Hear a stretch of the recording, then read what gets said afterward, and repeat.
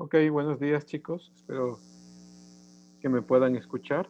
¿Sí me escuchan? Buenos Buenos días, días, profe. profe. Buenos Sí, días, se le profe. escucha bien. Ok, Buenos perfecto. días, Buen profe. día. ¿Cómo les va? Buen día. Buenos días, profe. ¿Qué tal, Raúl? Am, Déjenme, tengo que explicarles algo primero. Eh, a ver, ¿dónde está? Listo. Antes de empezar clases, tengo que explicarles algo de la parte final de nuestro curso. Eh, Voy a compartir pantalla. Veremos. Ok, ahí está. No. Entonces, este no es nuestro curso, el otro. Este es nuestro curso, ¿no? Entonces, acá está todo el bloque inicial. Ustedes ya podrán ver su primera tarea que ya está acá del Renacimiento y la Reforma. Supongo que ya lo han hecho. Creo que tienen solo ya 4 días para hacerlo. Eh, es una lectura muy tranquila, no tiene nada de. No es tan extensa ni muy rebuscada, ¿no? Acá están las clases, obviamente, pero en la última parte, acá está el trabajo final, ¿no? Entonces, acá ustedes entrarán acá en el trabajo final y entregarán, ¿no es cierto? Si es que pueden, el archivo completo, si no, la dirección del archivo. Pero en esta parte, que también es parte del trabajo final donde dice investigación formativa, este es algo nuevo, este es algo que supongo que ya sus docentes, sus profesores les han contado algo.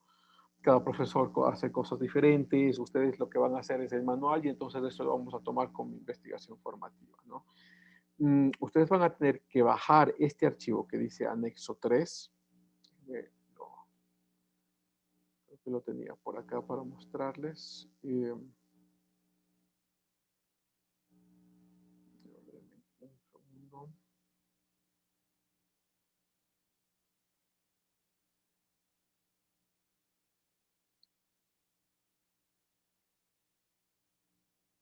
Y acá lo tengo.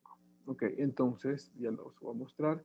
Tiene que bajarse eso que dice anexo 3 y tienen que leer este formato acá. Eso es una sola hojita, ¿no? No es nada complicado. Cuando llenen el anexo 3, entonces suben el anexo 3 como que fuera tarea, ¿no? Pero todo es parte del examen final. Entonces el examen final es lo que ustedes van a entregar en donde dice tarea, ¿sí? Trabajo final. Y luego en esta parte entregarán el anexo 3. Déjenme, a ver, les voy a compartir el anexo. Entonces este es el anexo. Ustedes llenarán facultad de carrera de todos los datos, ¿no? Generales. Déjenlo, pongo más abajito.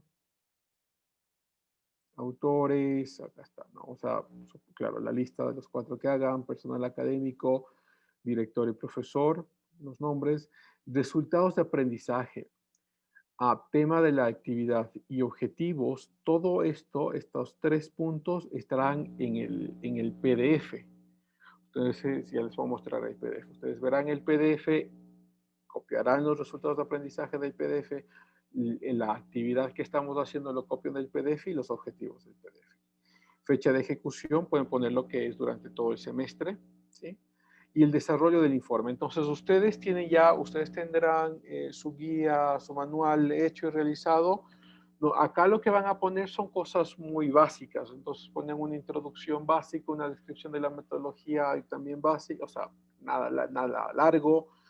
Las actividades que van a hacer también pueden poner ahí un resumen, o sea, como ustedes ya van a hacer el trabajo final, simplemente tendrán que copiar de ese trabajo final y adaptarlo a este formato, ¿sí? Los resultados, la bibliografía y los anexos. En los anexos quizá ahí ustedes pueden poner, quizás si es que tienen todo el trabajo, todo el PDF, lo meten ahí. Si es que es muy pesado, pues ponen simplemente la dirección como hicieron muchos el semestre pasado, ponen la dirección del espacio virtual donde encontrarán el trabajo, ¿sí? Entonces, esto sería todo. Déjenme, a ver, espérenme un segundo para mostrarles el PDF.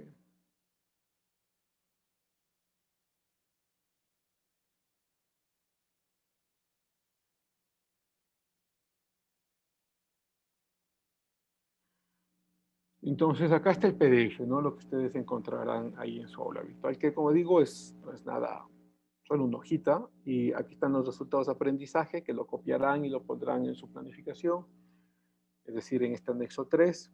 Las actividades, bueno, acá, claro, hay una actividad chiquita que yo he puesto, que es la creación del manual, ¿no? Pero ustedes tienen que desarrollar qué nomás han hecho durante el manual.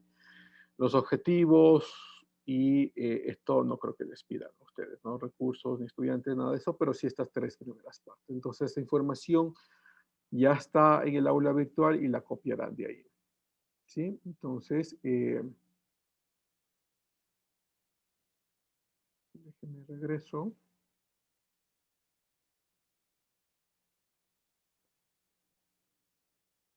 Entonces, cuando ya tengan lleno el anexo 3, lo suben como tarea.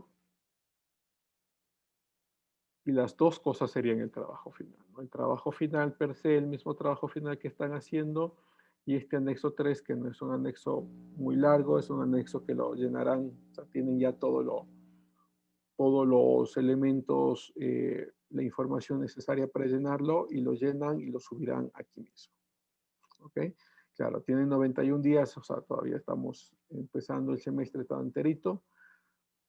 Pero ya todo tiene fechas. All right, entonces, ¿tienen alguna pregunta de esta parte? ¿Está claro?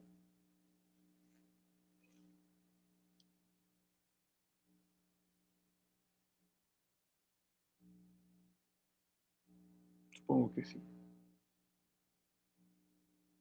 Supongo que todo está claro. Sí, está claro, profe. Muchas gracias, Jenny. Ok, entonces empecemos nuestra clase de hoy. Bueno, a ver si es que alguien quiere contarme sobre, supongo que ya hicieron toda la lectura, si alguien quiere contarme sobre la parte de la reforma, qué es lo que leyeron de la reforma, qué les Yo, pareció. profe, Ok, dale, Jennifer. ya. En cuanto a lo que es la reforma, esto nos habla de los problemas que quería solucionar en sí la Iglesia Católica, aquellos problemas que se presentaban desde la Baja Edad Media, aquellos que eran como la corrupción de la Iglesia Católica, tanto en cuestiones espirituales, donde se interesaban más por lo que era lo material, también la venta de indulgencias, que era lo que había analizado Martín Lutero, la acumulación de múltiples dignidades en una misma persona, el nepotismo y la injerencia en cuanto a las cuestiones políticas y militares, dándose aquí, bueno, las reformas donde la iglesia, bueno, por la intervención de los anteriores autores que habíamos visto y personajes del Renacimiento, se llega como a hacer un consenso donde se van cambiando este tipo de actitudes, ¿no? Donde ya, digamos, Martín Lutero propone hacer, digamos, dos Eucaristías que se encuentran en la Biblia, como es la Eucaristía y el bautismo, creo que era. Bueno, en sí, en el final de esta reforma, bueno, se llega a tomar en cuenta las actividades que se dan de la iglesia en fechas específicas, donde también se da el catecismo que ya tienen que hacer en las parroquias, donde también se ponen obras teatrales con respecto a las cuestiones religiosas que ellos practicaban, también el bautismo a los pocos días de nacer, y en sí todos los sacramentos fueron dando un cambio con lo que se practicaba anteriormente. Entonces, esto fue lo que yo entendí en cuanto a la reforma que hizo la Iglesia Católica, profe. Ok, gracias, Jennifer. Solo hay un paréntesis pequeñito, ya lo vamos a conversar un poco más profundamente en la clase, pero esto fue un intento de reforma dentro de la iglesia que no resultó en reforma dentro de la iglesia, sino que resultó en una separación. Entonces, se separa la iglesia católica de lo que ahora se llamaría protestantismo, una nueva iglesia, que luego lo llamarían la iglesia luterana, otros ya cambiarán de nombre, lo llamarán iglesia evangélica, otro ya vendrá Calvino también, lo llamarán la iglesias calvinistas. Pero entonces a la final lo que pasa es que se quebranta la iglesia, o por lo menos una gran parte del poder de la estructura de la iglesia, Y eso genera una contrarreacción, porque la iglesia luego pasa por un proceso de algo que se llamará la contrarreforma, que obliga a la iglesia a cambiar lo que no quería cambiar, ¿no? Entonces la obliga a cambiar, por ejemplo, la venta de indulgencias, la obliga a cambiar algunos de los usos que tenían con el dinero, los obligan a cambiar algunas doctrinas también, y entonces, solo para entender que esta reforma no es necesariamente un cambio dentro de la iglesia, sino que se dio un cisma, se dio una separación muy fuerte, ¿no? Ya lo veremos. Gracias, Jennifer. Jorge. Sí, muy buenos días con todos. Bueno, en primer lugar, a grandes rasgos, pues este sería un movimiento religioso, ¿no? Porque ante todo, Martín Lutero era un monje, era una persona que igual al final de todo esto puedo criticar, que sigue con esos pensamientos e ideales que son muy arraigados a la religión, ¿no? A pesar de que él postula todo lo que pensó, toda la reforma, ¿no? Él tiene, mi crítica sería especialmente el que él se enfoca todavía en un pensamiento que para mí es pesimista. Es decir, él pensaba que la misericordia, o sea, el perdón y la salvación sería únicamente por Dios, obviamente. Entonces, lo bueno de él sería que él pensaba que ¿cómo le explico? Las acciones, las obras y la fe, sí, sí, eh, la fe estaría, perdón, dentro de mi crítica también estaría que la fe está por encima de las obras. Entonces eso nos conserva en ese pensamiento muy arraigado a pensar que nosotros tenemos que simplemente, como se ha dicho muchas veces, la crítica a la religión, ¿no? Hay muchos ladrones que salen a matar y en la tarde están rezando y pidiendo perdón. Entonces, es una crítica que todavía se conserva y entonces la reforma pensaríamos que fuera una revolución aún más grande de lo que fue, porque ese pensamiento se conserva, ya con posteriores iglesias como el anglicanismo y etcétera, ya se optaría porque las obras sean más eficientes de lo que viene siendo la fe en sí. Las acciones valdrían más que la palabra. Como dice por ahí una canción, Jesús es verbo y no sustantivo, ¿no? Eso, profe. Ok, chévere. Gracias, Jorge. Sí, esto es un movimiento religioso, ¿no? Pero no es solo religioso. Eso es lo importante, y eso es lo que veremos una parte de esta clase. Es también es un movimiento político, porque incluye la iniciativa de intentar desmarcarse de la influencia política de la institucionalidad católica. Y claro, ya, yo les digo, ya lo veremos en esta clase cómo pasa eso, pero sí, y me hiciste mucho acuerdo, Jorge, yo no voy nunca, sí, bueno, en las reuniones del colegio que hacen, ustedes saben, siempre hacen como a los 20 años de graduado, a los 25 años de graduado, ¿no? Nunca he ido a eso.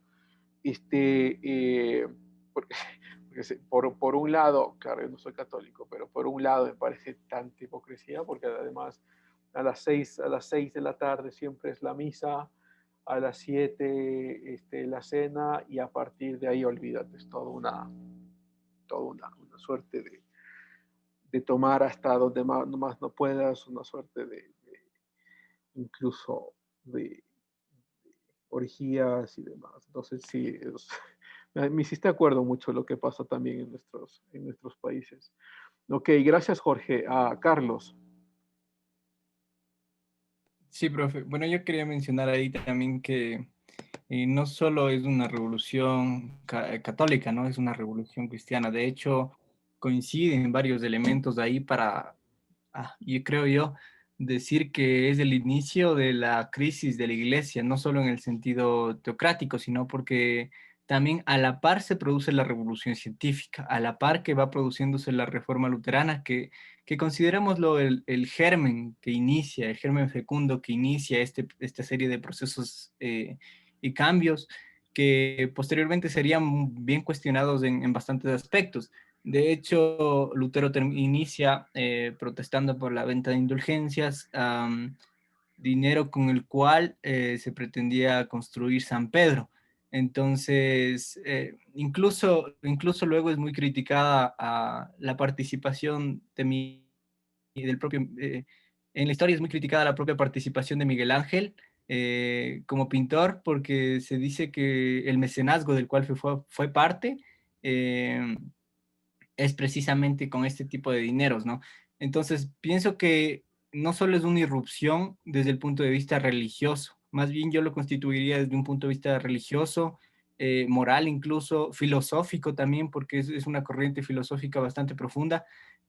Y luego, obviamente, el calvinismo creo que es más radical incluso, porque para Calvino Dios ya tiene esta postura manicaísta desde antes de la creación misma, entonces no hay necesidad de la venta de indulgencias porque Dios mismo ya tiene una especie de planificación previa a los comportamientos humanos individuales, entonces no hay mucho sentido. De hecho, Calvino me parece más radical incluso que Lutero, pero como digo, son posturas que se van modificando o se van adaptando conforme el tiempo, pero Lutero es en sí quien inicia esta serie de protestas, de cambios, y que, como digo, coinciden primero por un lado con la revolución científica y por otro coinciden con esta necesidad de no ser teocentristas, de ya no otorgarle a Dios necesariamente el centro del mundo, sino que el ser humano puede ocuparse como el centro o situarse como el centro del mundo y a partir de aquello construir una serie de mecanismos que le ayuden a justificarse y argumentarse como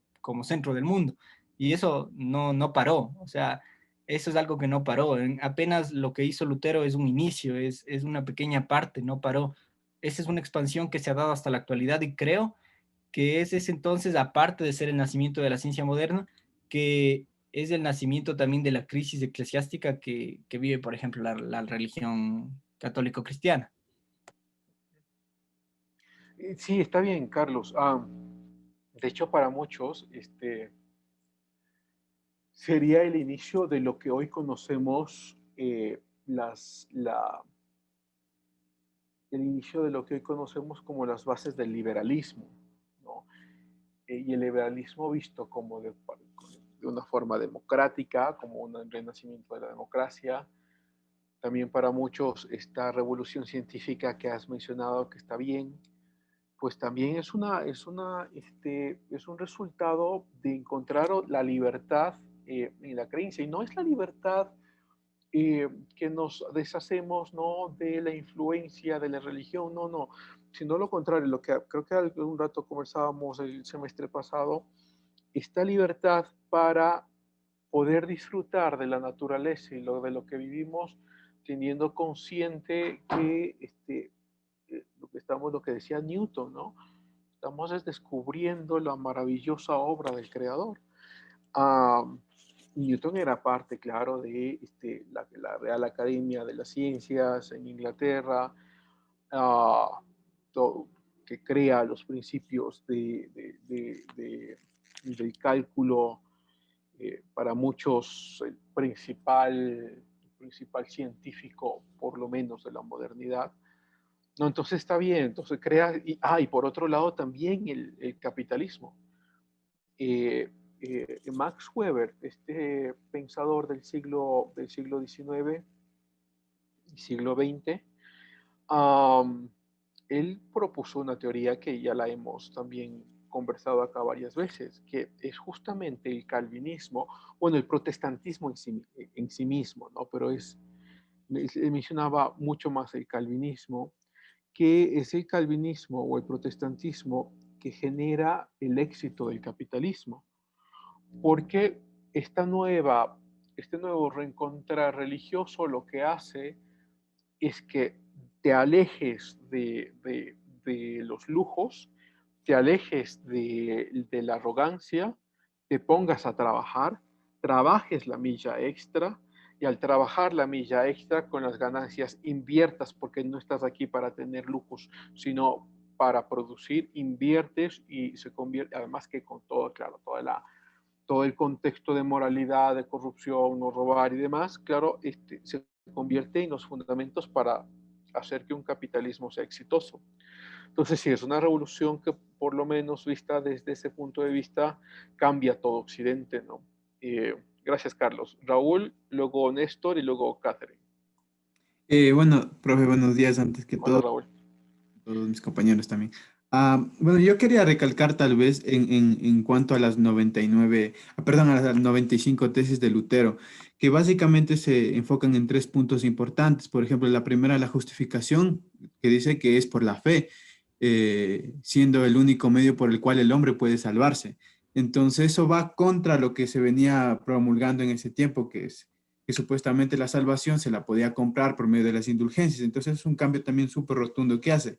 Entonces, el cambio lo podemos ver ahí conforme a lo que se venía haciendo antes. No podemos decir que, por ejemplo, la justificación es por fe, o sea, no podemos decir que este fue un pensamiento religioso que surgió de la nada, sino que fue una contraposición a lo que ya se venía estableciendo. También viene a ser el otro punto de que dice que las escrituras son la única regla de fe, defendiendo su traducción en el alemán que hizo Lutero y todo eso. Entonces, también este postulado en donde menciona que las escrituras son la única regla de fe, también va en contraposición a lo que se venía dando en ese tiempo, en donde las interpretaciones o lo que supuestamente Dios decía por medio de la Biblia era interpretado tan solo por los sacerdotes y no se inculcaba en el escrutinio.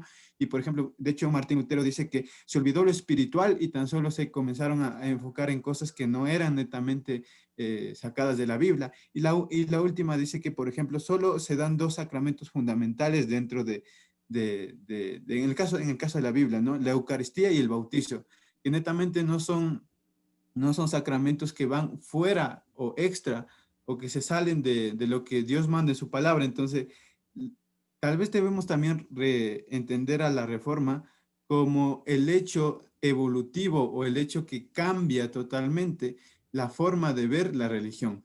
Y también hay que entender que, por ejemplo, muchas veces se dice que, por ejemplo, con la revolución científica y todo esto, con el renacimiento y todo esto, se, todo se fue alejando de Dios y no es del todo cierto, porque también dentro de los renacentistas, dentro de los científicos que aparecieron, habían unos que se denominaban ateos, otros que creían en Dios y otros que se quedaban en el medio, eran deístas. De hecho, de ahí surge el término deísta, en donde la persona deísta reconoce a Dios, pero no cree que tenga tanta influencia. En cambio, había otros científicos que no tomaban en cuenta a Dios y decían que no existía Dios y que no es necesario que Dios intervenga dentro de las acciones humanas. En cambio, había otros científicos que sí tomaban en cuenta a Dios, que sí decían que era necesario que Dios intervenga y que sí era necesario que nos rijamos por su palabra en este caso.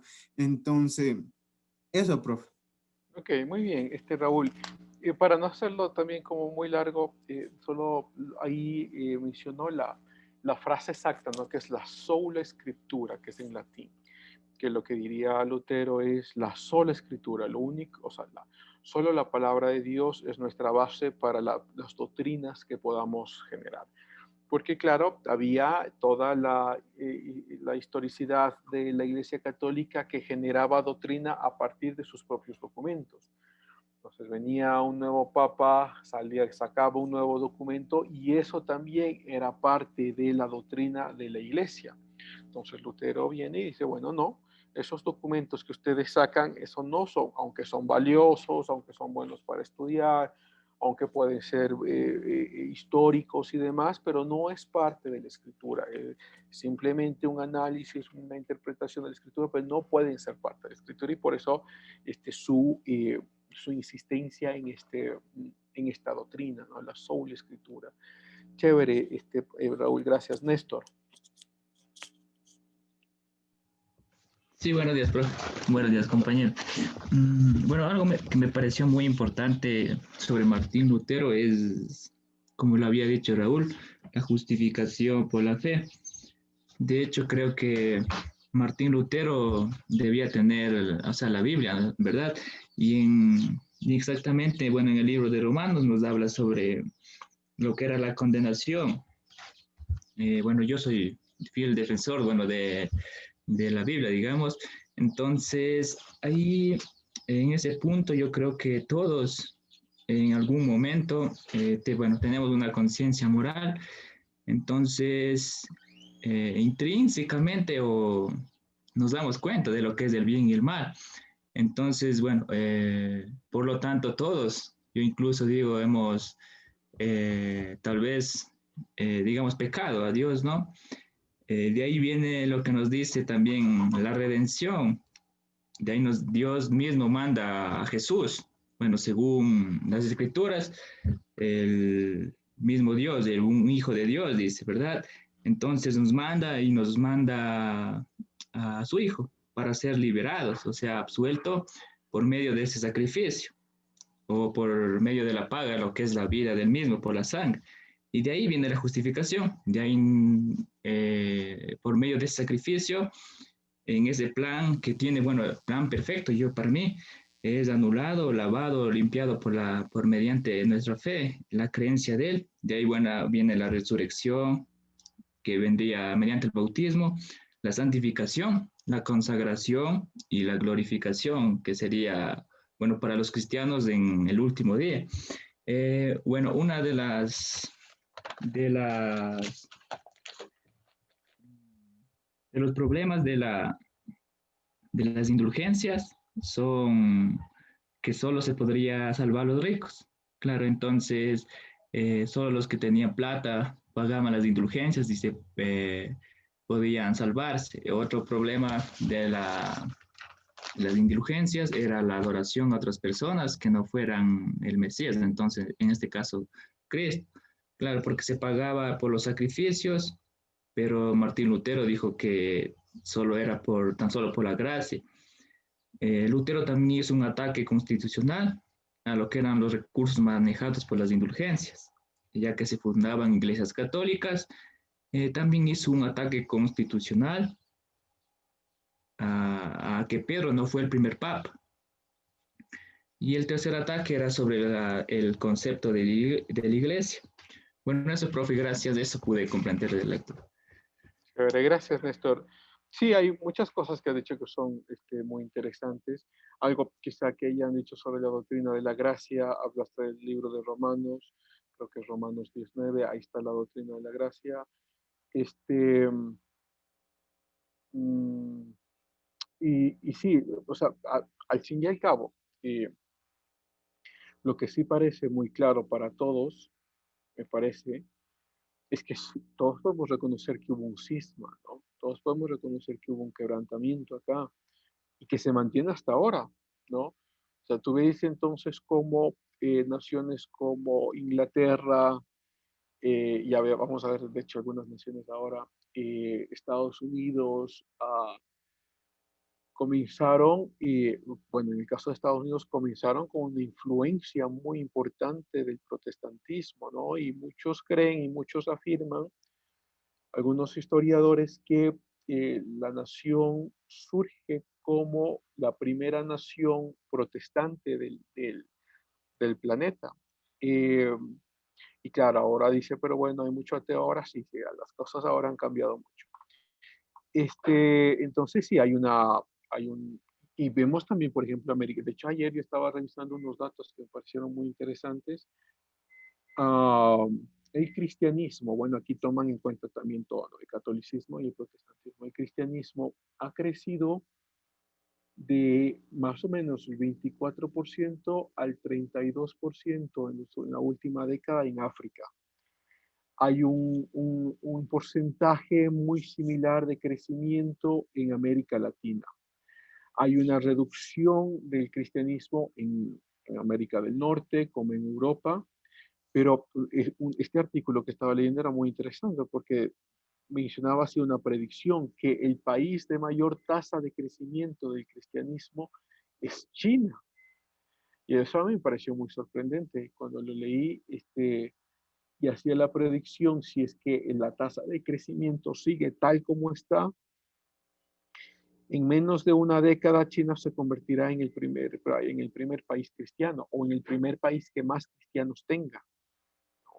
Entonces, pero la China es atea y es comunista. Claro, el Estado, el gobierno es ateo y comunista, pero la gente internamente, sin decirle al gobierno y sin decir a nadie, cree lo que quiera creer. Chévere, Néstor. Gracias. Catherine. Buenos días, profe. Catherine. Para mí me pareció muy importante. Es que para dar un contexto histórico, que en Europa esto inició en el siglo XIV, como ya hablamos, pero estaba inmersa en una profunda crisis, como ya hablamos, de económica, política y sobre todo moral. Entonces, esto desestructuró las bases de la cultura occidental, de la cultura occidental, ¿no? Que se tambaleaba entre las guerras eh, que se producía por doquier en este tiempo. Esto provocaba una amenaza constante y entonces aquí me llevaba a preguntarme a mí, o sea, ¿qué es la moralidad que nosotros tenemos, no? O sea, ¿cómo se podía tambalear con todo lo que estaba sucediendo en esta época en el ser humano? ¿Cómo se podía tambalear algo que ya estaba tan estructurado como por ejemplo era la iglesia? Entonces, lo que quería, ¿no? Martín Lutero es considerar que las Sagradas Escrituras puedan ser interpretadas libremente por todos los creyentes. Pero en ese tiempo, ¿qué creer o qué interpretar, no? Porque ya la iglesia ya estaba sufriendo como esta caída y le llevaba a que ya no tenga confianza ni que se crea ya en el clero. Entonces me pongo a pensar, me debo a pensar, en este tiempo, o sea, la gente, ¿qué fervor religioso ya tenía? Si ya no le llevaba a creer nada, si ya todo se venía a ser falso, ya venía una falta de sensibilidad junto a varios escándalos morales por parte de la iglesia.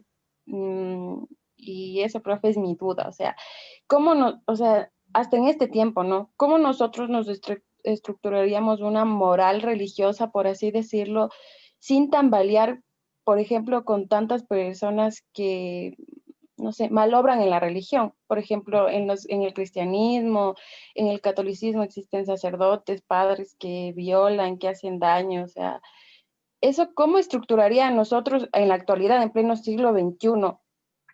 Nosotros como ya tenemos un conocimiento, ¿no? O sea, más aún en la antigüedad que no se tenía ni internet ni nada. Bueno, ya, ese era mi pensamiento sobre esta lectura.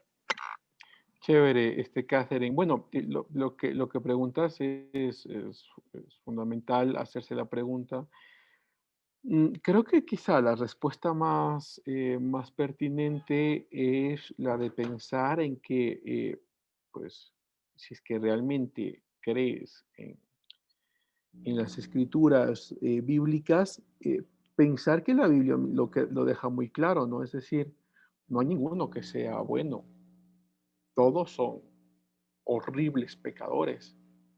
Y si uno toma entonces la doctrina de la gracia, te darás cuenta que la gracia es un favor inmerecido y la salvación inmerecida a pesar de que eres un pecador. Entonces, creo que el principal problema es creer que cuando ves a un padre o cuando ves a un pastor o ves a una iglesia, que estos se conviertan en tu Dios, que estos se conviertan en tu modelo a seguir, porque al fin y al cabo todos somos pecadores. Y claro, si es que o hemos convertido a veces muy inconscientemente a alguien como nuestro modelo a seguir, y luego vemos todos los peros que tiene, y algunos, claro, muchos más grandes que otros, se nos cae toda nuestra fe, porque al fin y al cabo la fe estuvo puesta en algo tan pecador como nosotros, ¿no? Mm, pero ahí hago como un paréntesis pequeño. ¿Significa esto que no debemos tener líderes? No, no, sí, claro, debemos tener líderes. Y este país, pues ahí yo hago solo un comentario muy discreto. Este país le falta, tiene ausencia de líderes espirituales. No hay. En este país lo que encuentras es algún líder espiritual que se cree político y habla de política y ahí se queda todo. No hay líderes espirituales en este país. Mm, o sea, lo único que tenemos es aquellos que, un par de, sobre todo de la costa, que salen de vez en cuando a hablar de leyes que son atroces y pare de contar, no hay más, no tenemos más, ¿no? Y eso, pues sí, sí, por lo menos como sociedad, me parece a mí que deja un vacío muy grande para que sea llenado por cualquier otra cosa. Entonces, como este vacío se encuentra ahí, lo puedes llenar con cualquier cosa. ¿Eh? lo digo en serio, lo llenas con lo que quieras. Lo puedes llenar con líderes políticos. Muchos creen en los mesías políticos que dan su vida por el mesías político. Nunca es corrupto, nunca miente, nunca es nada. Y este vacío se crea es porque justamente por eso.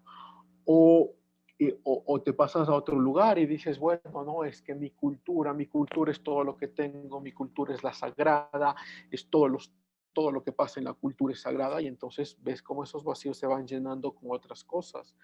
O, como digo, lo puedes llenar con lo que sea, ¿no? Que amas la naturaleza y estás dispuesto a morir por la naturaleza, claro, y has llenado ese vacío con otra cosa. Y sí puede ser al fin y al cabo algo preocupante. Chévere, gracias, Catherine. Carlos.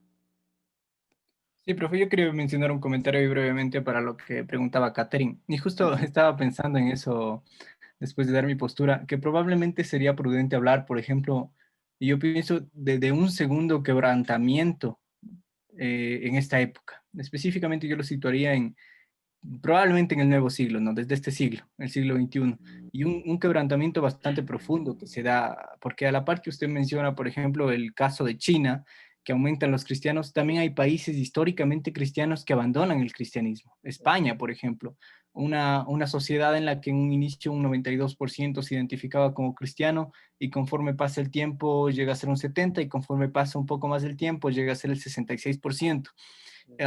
Y me parece que una sociedad en la que el ateísmo también va en aumento y otras formas de creer que, bueno, ahora hay más, como dicen, como decía Jorge al inicio en la misma canción de Arjona, dice, hay más religiones que niños felices, entonces mencionar todas sería imprudente. Pero yo considero que lo que mencionó Catherine es importantísimo porque ella dijo que, o sea, ¿qué le pasaba a la gente de ese entonces? Que ya no, aparentemente carecía ya de sensibilidad, de un temor probablemente ante Dios, que comenzó a darse cambios tan profundos que no habían pasado en años, en cientos de años, y de un, no podríamos decir de un día al otro, pero de un momento aparentemente tan corto en el tiempo, se dieron cambios profundos que han perdurado casi 500 años. Entonces yo pienso con un sentido crítico en ese aspecto que en ese entonces esta necesidad de dejar de ser teocentristas le otorgó al hombre una mayor voluntad humana. Y bueno, seamos sinceros, nos llevó a una aparentemente mejor sociedad. La ciencia despegó como nunca y, y permitió al hombre mismo ver de lo que es capaz. Porque si vives en ese círculo, probablemente de no saber a qué eres capaz de hacerlo, pero a la vez necesitaron de Dios, ¿no? Necesitaron de Dios para poder dejar de ser teocentristas, es hasta cierto punto filosófico.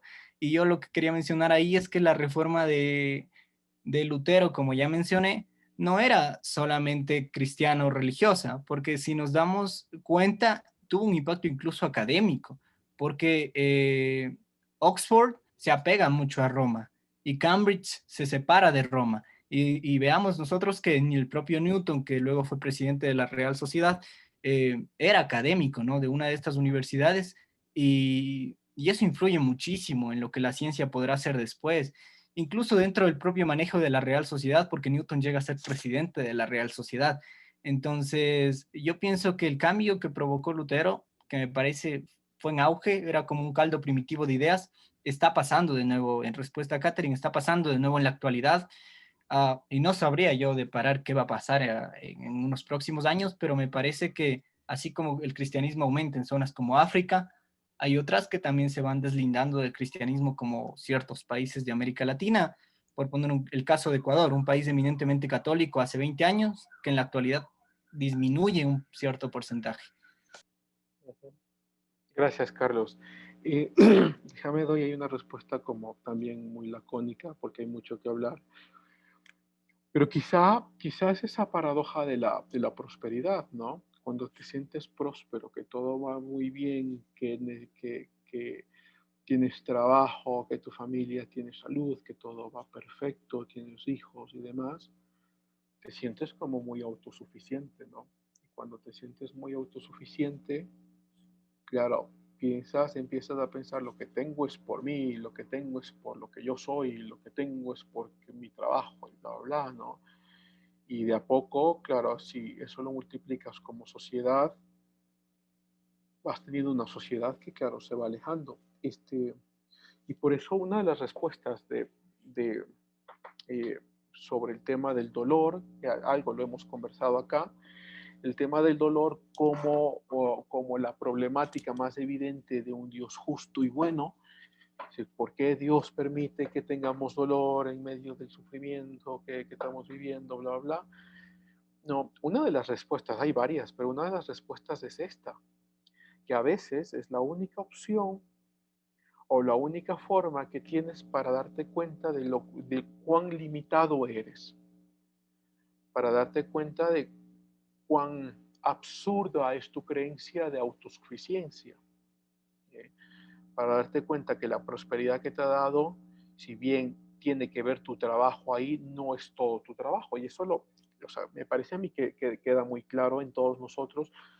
Nosotros podemos trabajar muchísimo y los resultados ya no dependen de nosotros, ¿no? Los resultados de ver qué tanto esfuerzo fue visible, cuánto se vio, si las notas fueron visibles o no. O sea, ya no depende a veces, no depende de nosotros, ¿no? Entonces, me parece ahí que eso pasa. Esa es la paradoja de la prosperidad, ¿no? Eso lo puedes ver entonces en Europa, lo puedes ver en América del Norte, sin lugar a dudas, y lo que está pasando ahora en el siglo XX es algo, me parece a mí, que nos lleva a pensar mucho. Eh, Porque, bueno, uno dice, bueno, tienes todo el siglo XX que ya los países desarrollados empiezan a alejarse muy fuertemente y muy rápidamente del cristianismo. ¿Y qué es lo que surge? Lo que surge fueron las peores matanzas que hemos tenido en la historia de la humanidad, ¿no?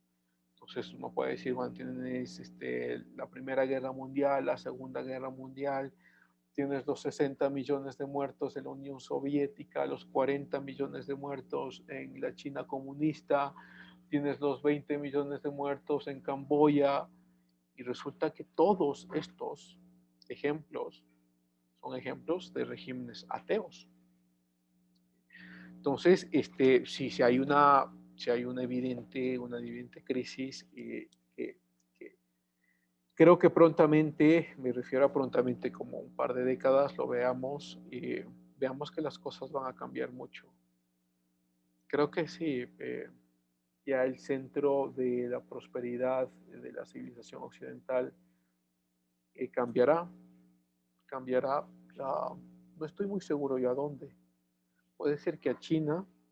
América Latina lo veo muy difícil. Acá somos apasionados por nuestros líderes políticos, quienes se convierten en nuestros dioses. Entonces, muy difícil que eso venga por acá.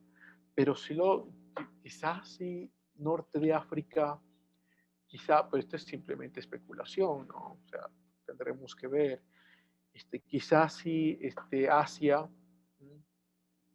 porque, mira, esto se ha discutido muchísimo, hay escritos miles de libros de esto. La misma idea de derechos humanos es una idea cristiana. No es que sale del secularismo, no es que sale del ateísmo, del humanismo, no es una idea cristiana. Los derechos del hombre se ha escrito desde siempre, ¿no? O sea, me refiero desde la Iglesia Católica, se ha escrito muchísimo. Entonces tú encuentras los escritos de Agustín, de Ambrosio, y todos se basan al mismo lugar donde Pablo menciona aquí: ya no hay judío, ya no hay griego, todos somos iguales, todos somos hechura y semejanza del Supremo Dios, y entonces todos tenemos la misma dignidad como seres humanos. Entonces, la misma idea de derechos humanos que sale de la cuna del cristianismo, luego se toma en la Ilustración y se dice, bueno, la primera carta de los derechos humanos acá está, pero las ideas ya fueron dadas antes, sino que ahora lo que van a decir los ilustrados es, tenemos los derechos humanos, pero nos vamos a alejar de quién dio la base de los derechos humanos, nos vamos a alejar de la religión, nos vamos a alejar al fin y al cabo de Dios, pero seguiremos nosotros creyendo que estos son los derechos humanos. Y ahora eso se ha convertido como en en la punta de lanza ahora de los países desarrollados para pensar que cualquier cosa es un derecho humano. Entonces, que tengo derecho al aborto. O sea, hay mucha discusión que hacer ahí. Es que tengo derecho a cambiarme de sexo. Hay muchísima discusión. Y entonces, si es que ves una América del Norte y una Europa que dejan de basarse en estos fundamentos y empiezan a desviarse, y por otro lado ves una Asia cuyos fundamentos cristianos están creciendo, uno sí podría poner una hipótesis y decir, va a haber un cambio en la geopolítica en las próximas décadas que nos va a afectar también a nosotros, obviamente. Es decir, y este cambio es que posiblemente vemos una Asia, me refiero más a la China, a una China comunista que se convierta finalmente en una democracia que se convierta con los principios de los derechos humanos, los principios de la democracia, y luego veremos a unos Estados Unidos, América del Norte y posiblemente algunos países europeos que se empiecen a alejar de la democracia, que se conviertan más autoritarios, que se conviertan en más ateos y que nos afecten más a nosotros, porque la principal influencia que tiene América Latina es Estados Unidos, no hay duda, ¿no? Bueno, déjeme, gracias por todos los comentarios, déjeme, voy a compartir acá justo lo que vamos a ver hoy.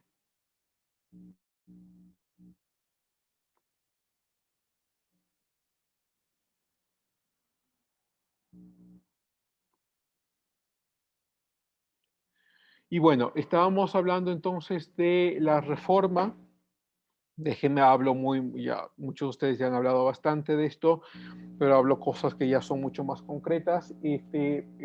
Claro, Martín Lutero clava las 95 tesis, se convierte en un cisma, sobre todo en Alemania, y Lutero empieza a ser perseguido por la institucionalidad de la Iglesia Católica, ¿no? O sea,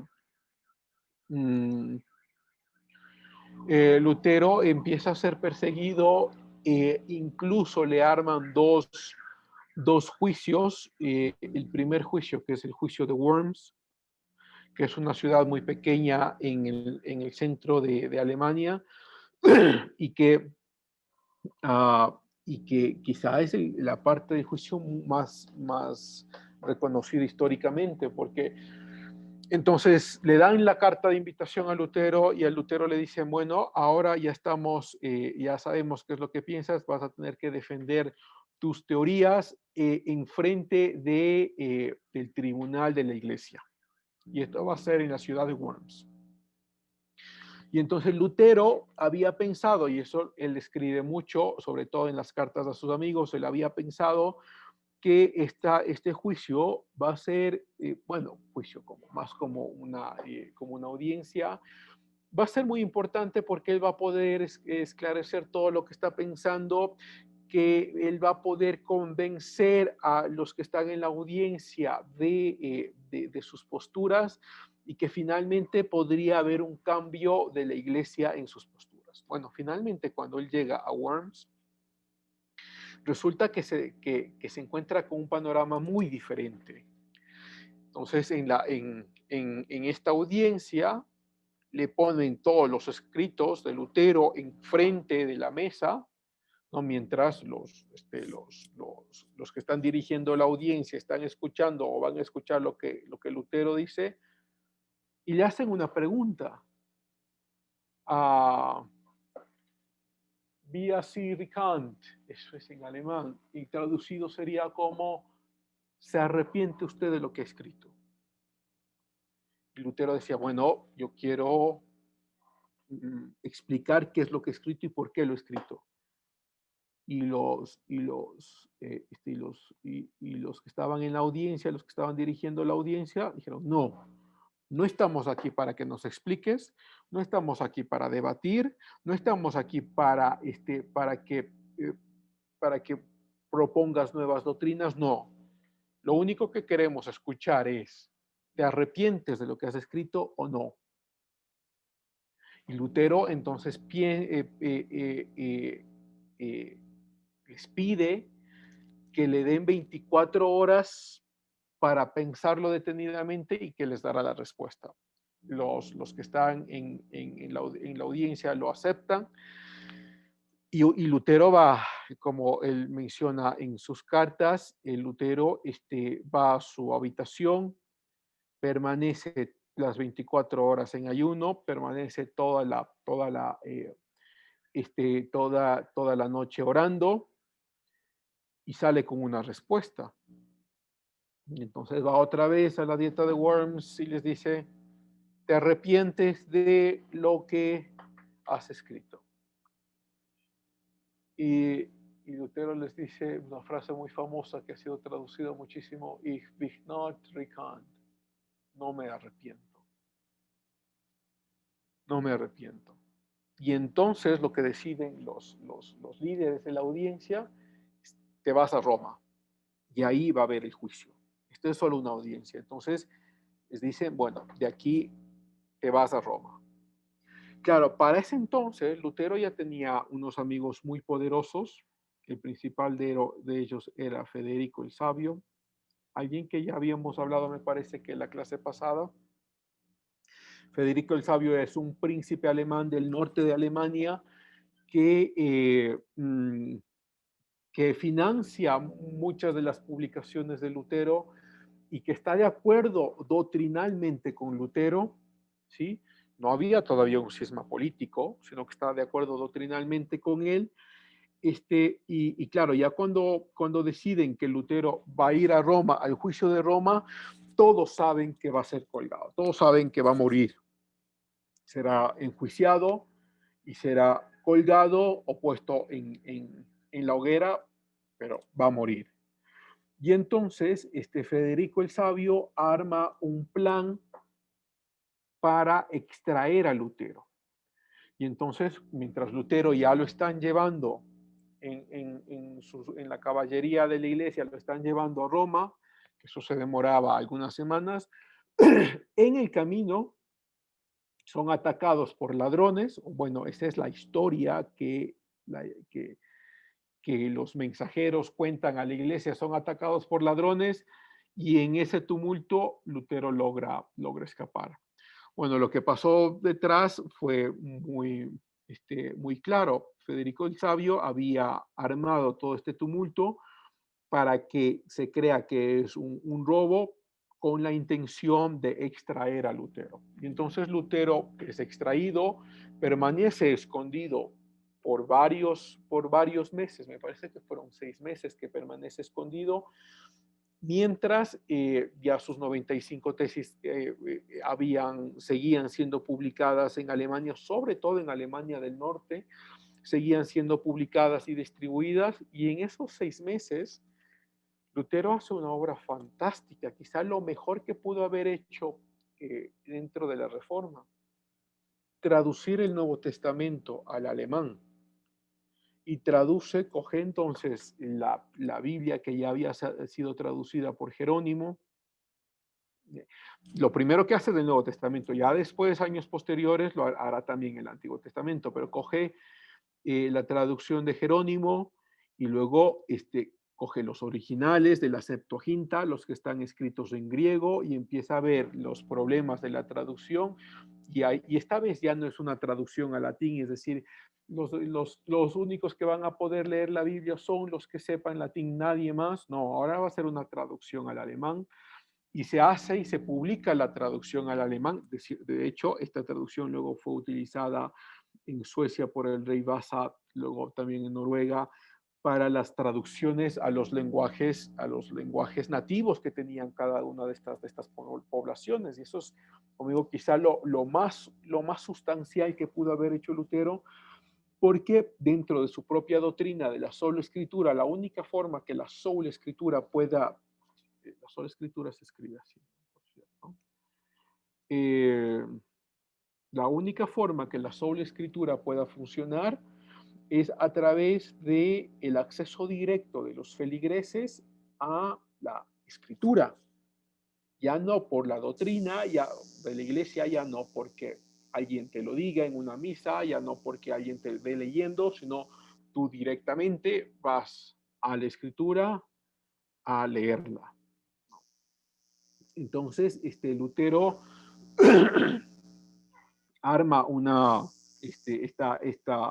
esta traducción, luego se dedicará ya en los años posteriores a traducir también el Antiguo Testamento, que también fue utilizado por países europeos para hacer sus propias traducciones, como en el caso de España con Reina y Valera. Y entonces,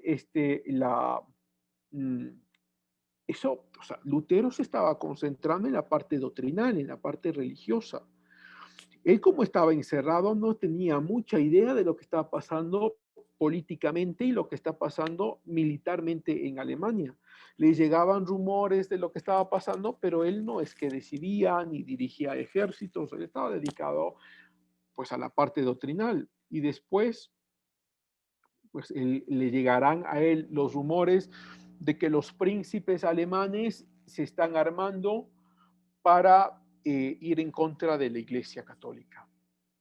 Y que estos príncipes alemanes entonces están pidiendo el apoyo con las riquezas de las familias alemanas, y las familias alemanas, sobre todo del norte, Alemania del Sur sigue siendo católica, pero Alemania del Norte empieza a juntarse mucho o a adherirse al protestantismo, lo que ahora se llamaría luteranismo, y empiezan a haber batallas crueles por el poder político, ¿no? en Alemania del Norte. Y el principal, quizá, vamos a ponerlo acá, el principal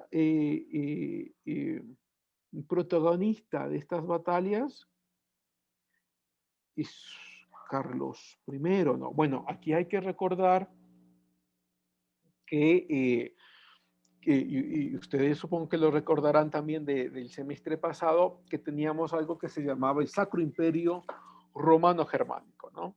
Déjenme, a ver, abramos otra pestañita y les muestro el mapa. Carlos V, justamente. Entonces, este Sacro Imperio Romano Germánico, que supongo que lo recuerdan de la clase pasada, era un intento ¿dónde está mi mapa? Un intento de rearmar la prosperidad del Imperio Romano, pero esta vez con una diferencia. Y esta diferencia es que ahora va a ser sagrado, va a ser sacro, ahora va a ser católico, ¿no? Y entonces recordarán a Carlomagno y luego toda la pelea que hay entre sus hijos, pero ya el Sacro Imperio Romano Germánico ya había sido instaurado. Entonces lo que hoy conocemos como Alemania era parte del Sacro Imperio Romano Germánico, lo que está acá, ¿no? No sé si lo puedan ver, espero que sí, ¿no? Pero acá están las regiones, todo es la mayor parte de Alemania, una parte de Austria, una parte pequeña de Italia, una parte pequeña de Francia, Dinamarca, pero todo esto es del Sacro Imperio Romano, ¿no? Entonces, las colonias del norte, estas que están acá, empiezan a estar a favor del protestantismo y empiezan a financiar ejércitos. Claro, Lutero estaba escondido, ¿no? Lutero seguía escondido. Él le llegaban rumores, pero él estaba escondido. Empiezan a armarse para ir en contra de la institucionalidad de la Iglesia Católica, ¿no? Entonces recordemos que las 95 tesis de Lutero se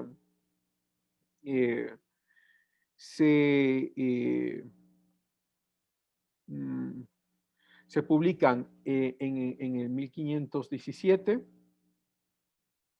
Mira, no, solo para mostrarles. El juicio de Lutero es en 1521, luego lo esconden, y luego en el mismo transcurso es elegido Carlos I en 1519 es elegido Carlos I, que era, por cierto, déjame estar acá, Carlos I, que era rey de España. Bueno, digo, España, no había España, sino de las coronas de Aragón y de Castilla, ¿no?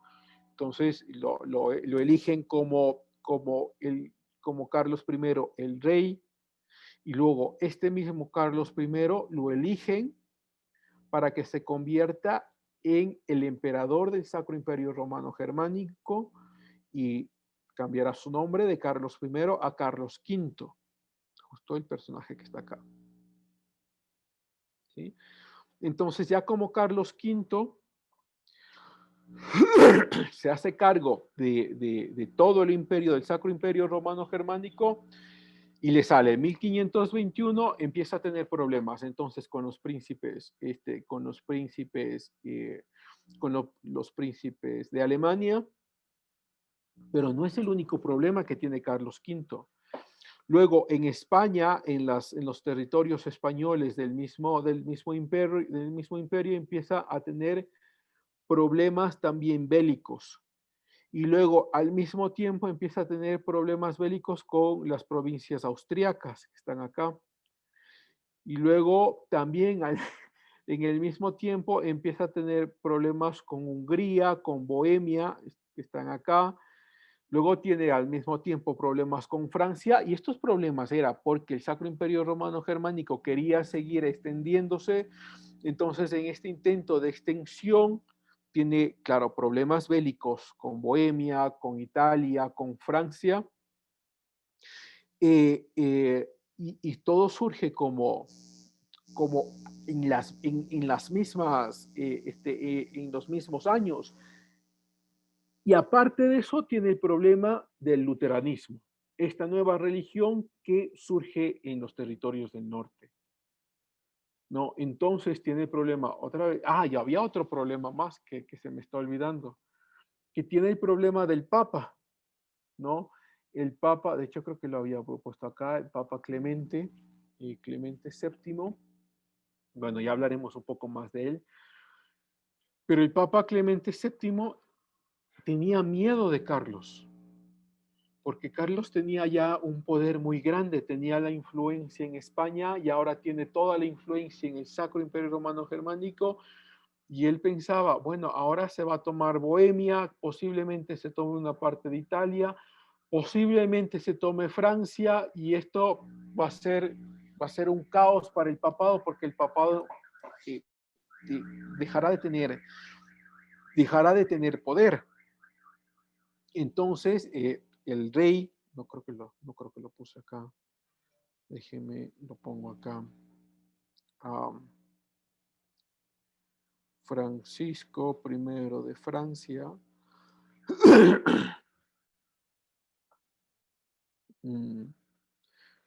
veamos las fotitos, ¿no? Francisco I de Francia, es el rey de Francia, ¿no? Entonces Francisco I está acá, está en Francia, tiene problemas bélicos con Carlos V, y a Francisco se le ocurre que va a pedir la ayuda del papado. Vamos a pedir la ayuda del Papa Clemente VII, que él nos ayude con lo que está pasando y con Carlos, ¿no? Y el Papa se toma mucho tiempo en decidir, porque Carlos V también tenía la misma acusación contra el papado. ¿Cómo vas a ir en contra del imperio que protege a la Iglesia Católica? ¿Cómo vas a ir en contra del imperio que se funda en la misma autoridad de la Iglesia? Entonces no puedes auspiciar a Francisco I, diría Carlos V, no puedes auspiciar a Francisco I porque te vas en contra del mismo imperio que es católico. Y claro, Carlos V, esto sí, hay mucho escrito al respecto, que la principal, uno piensa que todos estos intentos de conquista a los territorios son simplemente políticos y por poder y demás, pero en el caso de Carlos V, o sea, sí se nota en todos los escritos que tiene, que hay una intención de cristianizar estos territorios, hay una intención de que el cristianismo, claro, el cristianismo visto como el catolicismo, ¿no? Que el cristianismo llegue a estos territorios, que dejen todos los usos bárbaros que tenían, como la matanza de niños, o como usos bárbaros como el uso de esclavos sexuales y demás. Entonces, sí había cierto espíritu religioso de cristianizar los territorios, ¿no? No dice, claro, pero el poder estaba sobre eso. Bueno, sí, también había elementos de poder, también había elementos de riqueza, todo eso. Pero no era solo eso, ¿no? También habían elementos religiosos. Bueno, entonces lo que decide Clemente VII en un arrebato de miedo, porque otra vez Clemente tiene miedo del poder que está teniendo Carlos V,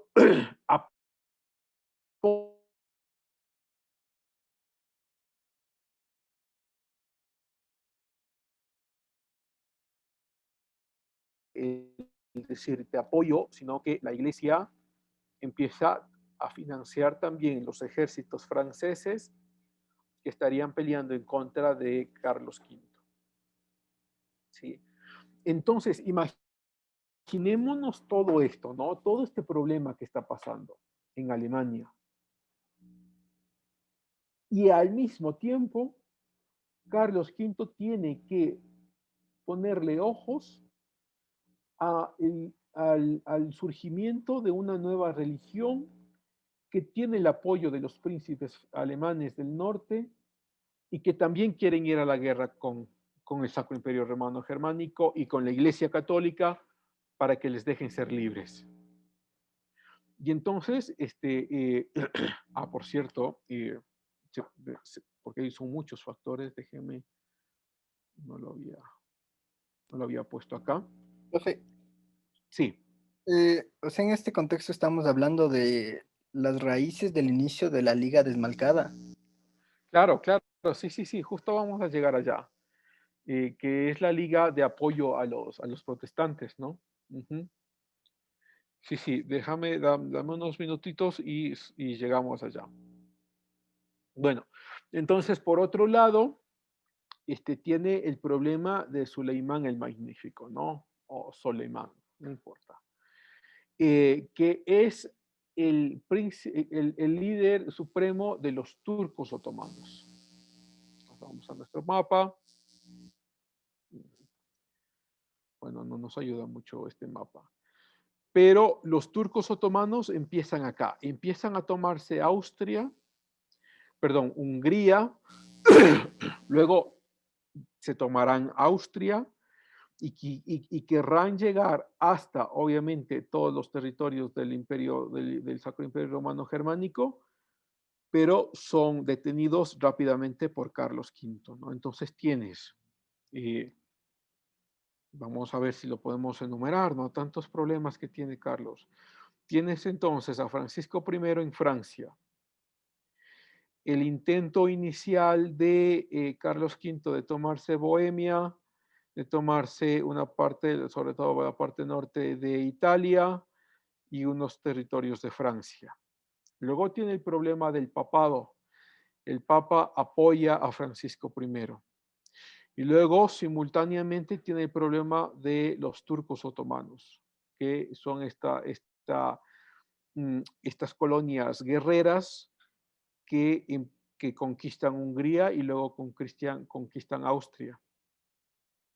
Y luego, claro, con todo este contexto tienes, como digo, el luteranismo. Para muchos historiadores creen que el luteranismo y la reforma protestante no hubiesen sido exitosos y no tuviesen éxito si no hubiese sido por los otros problemas que tenía Carlos V. Porque claro, el imperio, el Sacro Imperio Romano Germánico era poderoso, tenía ejércitos poderosos, hubiese fácilmente aplastado a los príncipes que estaban armados en el norte, hubiese fácilmente aplastado al luteranismo, pero no lo pudo hacer porque tenía todos estos otros problemas y entonces uno puedes pensar, y esto pasa con todo estadista que se mete a político, ¿no? ¿Cuál es el problema mayor? ¿A dónde ataco? No puedo atacar a todos los lugares. Tengo que concentrarme en uno específico, el problema mayor. ¿Sí? Piénsalo un poco como en la actualidad, ¿no? Entonces tienes a un presidente, Lenín Moreno, que tiene problemas económicos por lo que el otro le había dejado con tanta deuda. Y ahora dices, bueno, a ver, no tengo dinero, tengo deuda. Y tengo que pagar universidades. Tengo que pagar a hospitales y todo el sector público. Y aparte de eso, tengo que mantener el ferrocarril. Y aparte de eso, tengo que mantener CNT. Y todos los gastos que vienen alrededor. Y no tengo dinero. No me pidan milagros. No pueden pedir milagros si no tienen dinero. Entonces, y no pueden decir, bueno, es que el dinero de la corrupción, sí, ¿dónde está ese dinero y cómo lo vas lo vas a adquirir? Eso es todo un trámite que lleva décadas, con mucho dinero gastado, con empresas que empiecen a ubicar dónde está el dinero y con países que quieran devolver ese dinero. Eso es casi imposible. Entonces dices, bueno, ¿qué hago? Quizá el menor de los males será quitar el tren. Es el menor de los males. Tengo que seguir pagando universidades, tengo que seguir pagando el sector de la salud, tengo que seguir pagando CNT y además te encuentras con TAME, que TAME no produce ningún beneficio, sino que es puro gastos, y dices, bueno, cojo los ferrocarriles y cojo TAME y cierro porque no tengo dónde más pagar. Es algo parecido. Te pones como estadista, dices, tengo todos estos problemas que están acá, ¿en cuál me enfoco? No puedo poner todo mi asador en todos los problemas porque voy a perder todos, ¿no? Entonces, ¿en cuál me enfoco? Y entonces, en el caso de Carlos, Carlos decide enfocarse primero en los turcos, que para él es un problema muy grave, y se enfoca con Francia, pero sobre todo los turcos. Y entonces Carlos pone mucha del ejército del Imperio Romano Germánico para derrotar a los turcos y sacarlos del territorio romano germánico, y también pone mucho asadón en Francia para que Francia deje de molestar con Francisco I.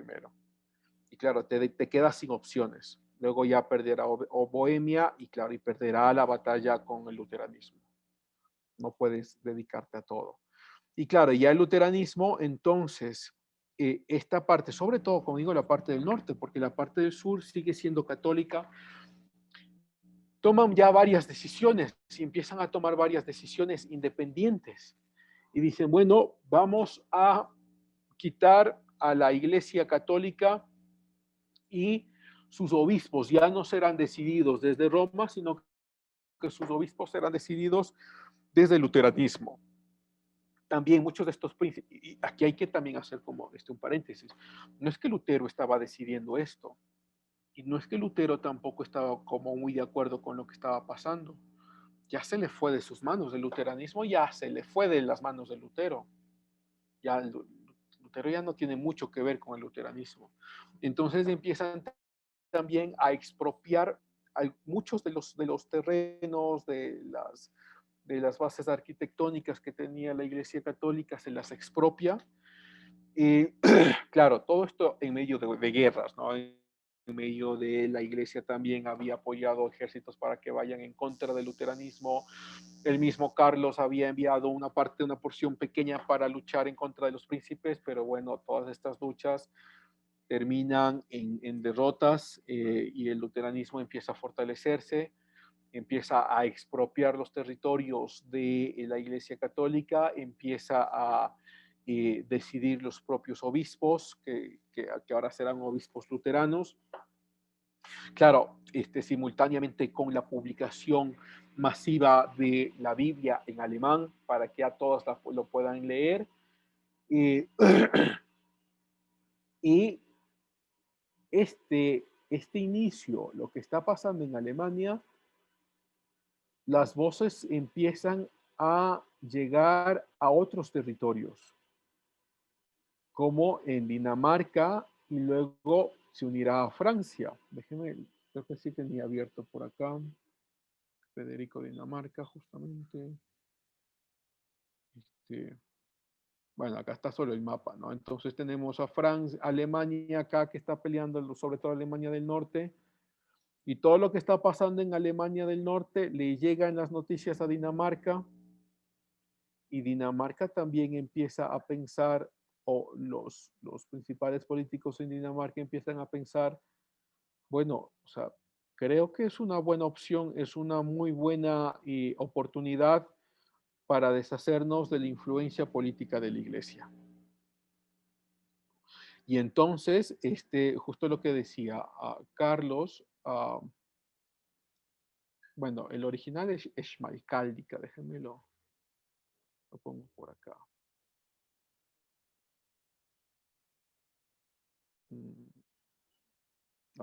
Eso. Y eso. Nada.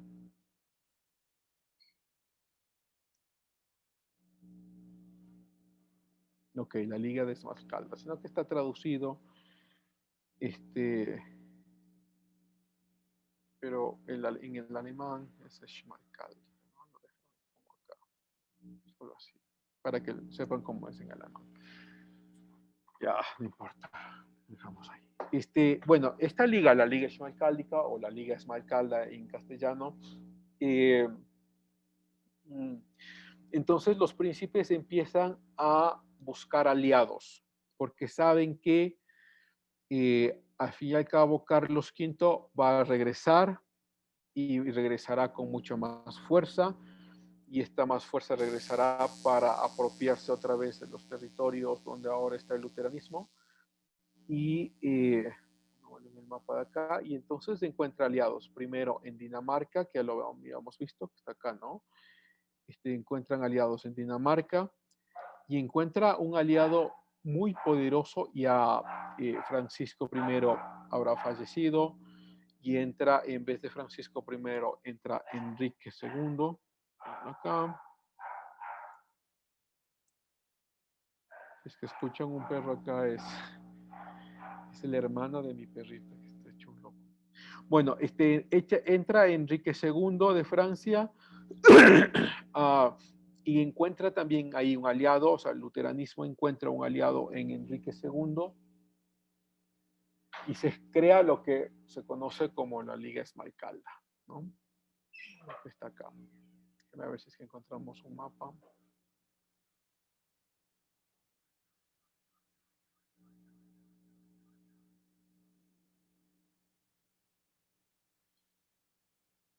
Bueno, sí, hay otros territorios que le empiezan a apoyar, pero no es un apoyo completo del territorio, sino de ciertos príncipes específicos que apoyarán al luteranismo. Pero en esta Liga Schmalkalda se tienen dos principios. El primer principio es que se va a proteger la expansión de la palabra de Dios, así nos cueste la vida. Y el segundo principio es, si nos atacan a alguno de nosotros, es como que atacaran a toda la liga. Entonces, si atacan al luteranismo, también atacan a Francia y atacan a Dinamarca, que además de los otros apoyos de los príncipes de otras naciones. Pero el primer principio era, estamos dispuestos a dar la vida para que la palabra de Dios se esparza en otros territorios. Y empieza entonces una guerra muy feroz entre 1947 y 1959. Vamos a poner acá 1900, 1500, 1547, 1559. Empieza una guerra muy feroz que terminará terminará con lo que se conoce como la Paz de Augsburgo.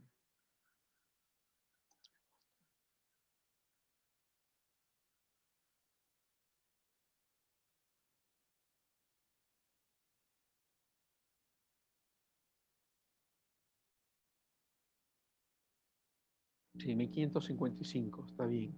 Claro, es que o sea, la paz es una cosa, se firma la paz, pero hay guerras pequeñas todavía que surgen hasta el 59, pero la paz de Habsburgo, que se firma en 1555, tiene, o sea, es un momento decisivo para toda Europa, porque la Iglesia Católica acepta su derrota.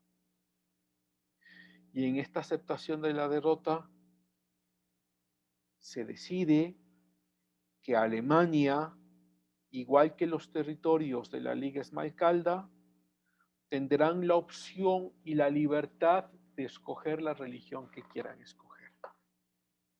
Mientras que el catolicismo no entre, no imponga su religión entonces en estas naciones, el luteranismo no impondrá su religión en las naciones católicas. Entonces uno puede entender ahí bastante por qué el catolicismo al fin y al cabo fue siempre muy fuerte en España, fue siempre muy fuerte en Portugal, en Italia, porque había un acuerdo. Pero se esparce, sobre todo el protestantismo se empieza a esparcir desde en el norte. No, déjeme lo pongo acá. Se esparce entonces Alemania, luego el Reino Unido, Dinamarca, Noruega, Suecia, Finlandia también. En el caso de Suiza es un caso muy particular porque Suiza, igual que Francia, reciben la influencia del calvinismo.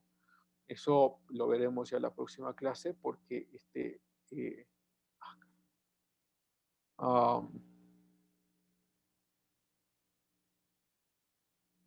porque Calvino influye mucho en Suiza, influye mucho en Francia, y el calvinismo será muy fuerte en estos lugares. Luego, el calvinismo, claro, influirá también en el Reino Unido, pero los lugares que más influye entonces el protestantismo es Alemania, sobre todo Alemania del Norte, Reino Unido, Irlanda. Irlanda, bueno, Irlanda permanece, todavía sigue siendo católica, pero sí hay una influencia del protestantismo fuerte. Luego Dinamarca, Noruega, Suecia, Finlandia un poco menos y claro, Suiza.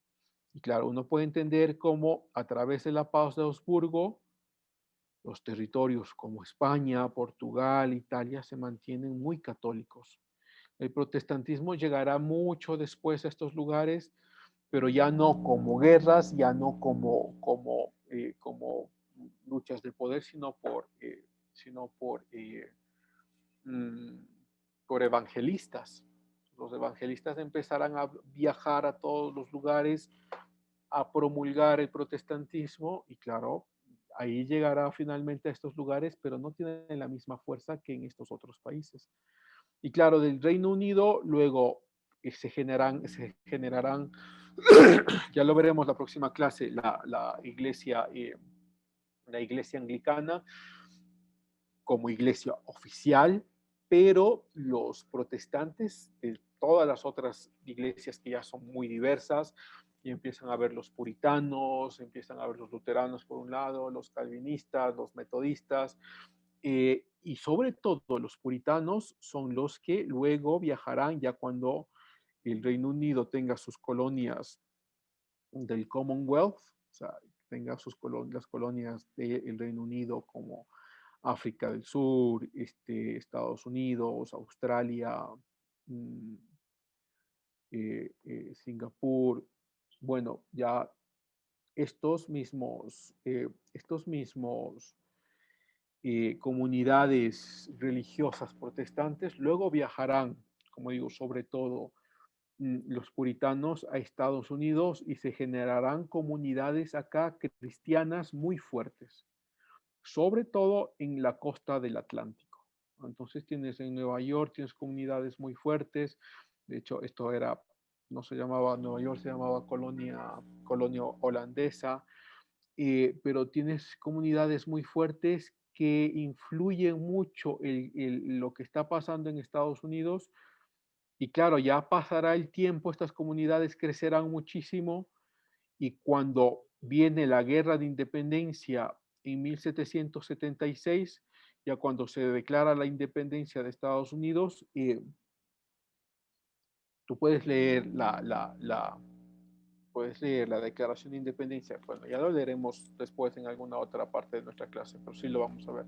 Luego puedes leer la Constitución y algunos historiadores han sido muy meticulosos en leer los diarios de los padres de la patria estadounidense. Se darán cuenta que la mayoría de ellos, o sea, de los 54 creo que eran, 54, al menos 49 eran cristianos protestantes, ¿no? Y por eso muchos creen, y muchos historiadores creen que, claro, Estados Unidos es la primera nación que nace como una nación protestante. ¿Sí? Bueno, regresemos entonces a nuestra paz de Augsburgo. Y claro, aquí está también un par de problemas que hay que mencionar de la paz de Augsburgo. Les dan la opción para que los alemanes del norte escojan su religión, igual que los otros países de la Liga Esmalcalda. Pero ya dentro de la misma Alemania, no es que dieron la opción individual a que escoja su religión, sino que dieron la opción por colonias para que escojan la religión. Entonces, por ejemplo, en Münster, si Münster decidía ser protestante, todos eran protestantes. Había la opción de ser católicos. Si Hesse decidía ser católico, entonces todos eran católicos, pero no había la opción de ser protestante. Entonces, ahí hay como una gran paradoja, ¿no? Es decir, a pesar de que sí se les dio la libertad para que escojan sus religiones, cada región escogía su religión y no había esa libertad individual de que, aunque mi Münster sea católico, yo quiero ser protestante. No había esa libertad. Pero bueno, la mayoría de ellos, el 90% escogieron ser protestantes y empieza a expandirse, ¿no? Vamos a ver, creo que lo tenía abierto por acá. Clemente, ya hablamos. Sí, el rey Gustavo Vasa, ¿no? Que es el rey de Suecia. Este rey, que también es parte de la Liga Esmalcalda, ve la oportunidad de crear, de salirse de la influencia de la Iglesia Católica.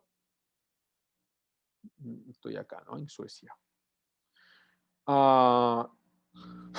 Y decide favorecer la reforma protestante en su país. ¿Sí? Él de hecho lo llamaba el motu propio. Déjame lo pongo. A ver dónde lo pongo.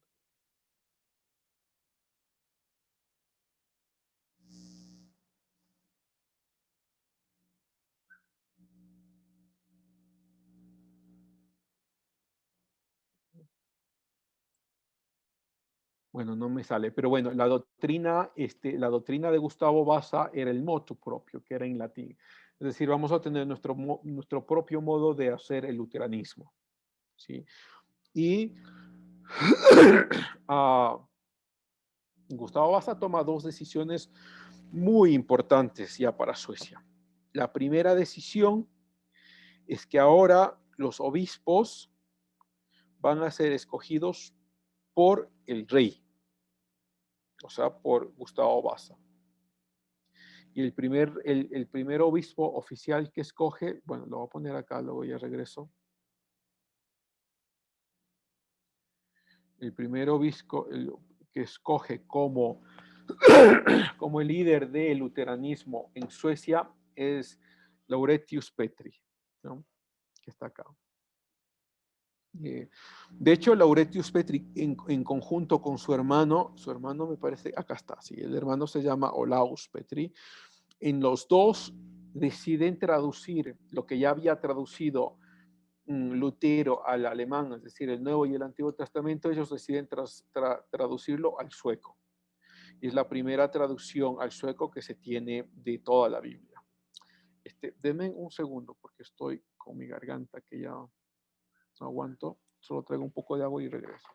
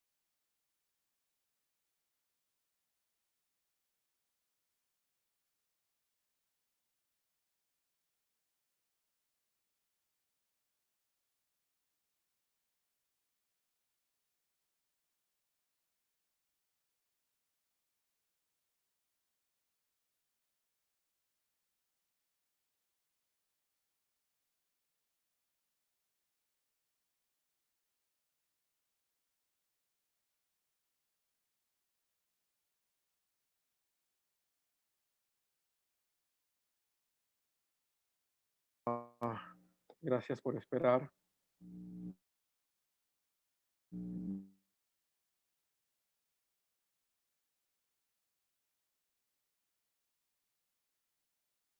Entonces traducen al sueco y se crea a través del rey Vasa, se crea la iglesia sueca.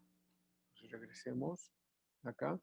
Y este es uno, quizás si uno lo quiere ver doctrinalmente, sí es un problema. Porque Lutero, como digo, Lutero ya no tiene nada que ver en estas decisiones. Lutero hizo una transformación muy fuerte en la parte doctrinal, pero ya no tiene nada que ver con las decisiones que están tomando los países. Y Lutero no estaba necesariamente de acuerdo que las iglesias protestantes sean iglesias del Estado, es decir, que exista la iglesia oficial luterana en Suecia, o que exista la iglesia oficial luterana en Alemania, o lo que pasará después en Dinamarca, ¿no? Él no es que está de acuerdo con estas cosas, pero ya este movimiento se salió de sus manos. Ya no es, ya, aunque se llama luteranismo, Lutero ya no tiene nada que ver en esto. Y claro, y al mismo tiempo nos encontramos que los países ven la oportunidad para salir de la influencia de la Iglesia Católica, para ser independientes políticamente, pero al mismo tiempo para seguir teniendo control de la fe, para seguir teniendo control de la espiritualidad, ¿no? De hecho, hasta ahora, creo que les había contado algún rato, yo hice una parte de mi pregrado en Alemania. En Alemania, las iglesias del norte, las iglesias protestantes del norte, reciben una parte pequeña, pero reciben al fin y al cabo una parte de los impuestos que pagan los alemanes en el norte. Y los alemanes que viven en el norte, que son protestantes, bueno, el protestantismo en Alemania es muy diferente al protestantismo en Estados Unidos o al protestantismo en América Latina. El protestantismo en Alemania se parece mucho al catolicismo, es decir, tienen muchos rituales, son los himnos que se cantan son los mismos himnos del siglo XV, muy diferente a lo que ves acá, ¿no? Tú vas a una iglesia protestante en Ecuador, sobre todo las pentecostales, y verás de todo, cómo se caen, cómo gritan, y muy diferente a las iglesias también estadounidenses que son muy, bueno, también hay diferencias teológicas fuertes, pero en general sí son muy libres. Si uno escucha las canciones que salen de las iglesias protestantes estadounidenses son, pero canciones de lujo, canciones de primer mundo, comparado con los himnos que se cantan en Alemania del siglo XV, entonces sí, sí es un ambiente muy diferente. Pero eh, eh,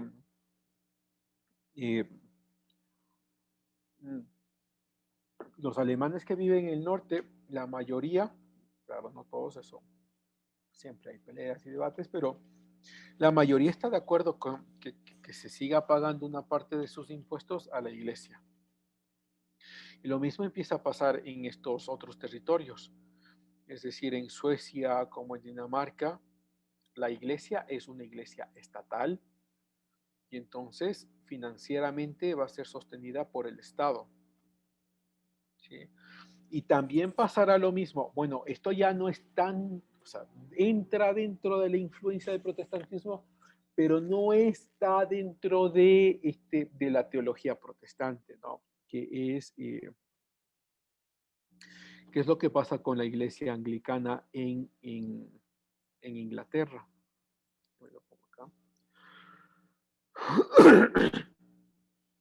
Entonces, en la iglesia anglicana, claro, Gran Bretaña recibe la influencia del protestantismo y empiezan a ver como iglesias que intentan ser luteranas, pero rápidamente Enrique VIII es reconocible muy rápidamente porque es nuestro monarca más gordito de esta época, Enrique VIII. Enrique VIII ve, perdón, la oportunidad, pero no se une al luteranismo. No, no, no. Enrique VIII creará su propia iglesia, que será la iglesia anglicana, que tomará mucho de la tradición católica, pero que también tomará algunas pocas cosas del luteranismo. Y el problema de Enrique VIII era que, claro, Enrique VIII estaba casado y quería divorciarse para casarse con Ana Bolena, esta muy reconocida joven inglesa. Pero la Iglesia Católica no le permitía divorciarse y como no le permite divorciarse, Enrique VIII dice, bueno, me creo mi propia iglesia, la iglesia anglicana, y esta iglesia anglicana con obispos que son dirigidos y escogidos desde el mismo rey. Ahora sí le va a dar la opción de divorciarse, pero Enrique VIII no se divorcia solo una vez, sino que se divorcia 5 veces. ¿Sí? Y creo que ya les hice este chiste, pero era un conocido mío que hacía esta broma. Pero claro, le entendían solo los que tenían las referencias, ¿no? Pero él decía que les decía a sus alumnos al final del semestre lo mismo que les dice Enrique VIII a sus esposas: ya no las quiero más, váyanse.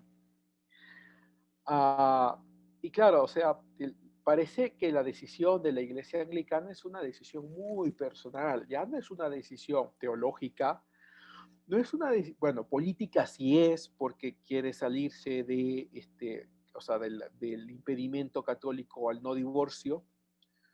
Entonces sí es política, pero sobre todo personal, ¿no? O sea, personal porque este emperador quiere tener más, o sea, quiere casarse con diferentes mujeres y la iglesia no le permite. Entonces, Enrique VIII es parte de nuestra influencia luterana, pero de forma diferente. No abre el espacio, o sea, el luteranismo sí influye en Gran Bretaña y se empiezan a crear iglesias luteranas, pero la iglesia oficial es la iglesia anglicana. ¿Sí? Y esta iglesia anglicana entonces toma cosas del catolicismo y también toma cosas del luteranismo y del protestantismo. Y Profe, una inquietud. Sí.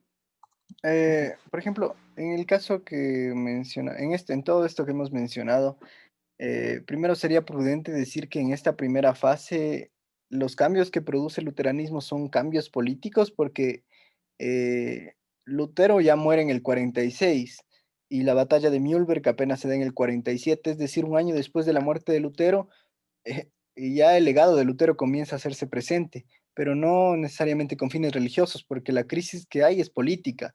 En contra de Carlos V hay una crisis política de los principados contra Carlos V hasta llegar obviamente a la paz de Augsburg.